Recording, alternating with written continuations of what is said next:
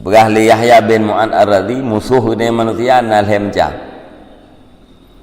Dunyahu, dunianya manusia, syaitanuhu, syaitannya manusia, wa nafsuhu, dan nafsunya manusia. Hun gedanya punya musuh tu. Olehnya syaitan musuh dia.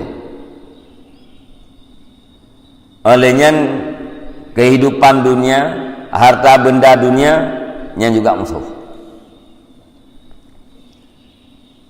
Fahtaris minat dunia bizuhud fiha, maka pelihara olehmu daripada dunia dengan zuhud dalamnya dunia. Tak selamat draw tu daripada musuh dunia. Kiban cara dengan zuhud.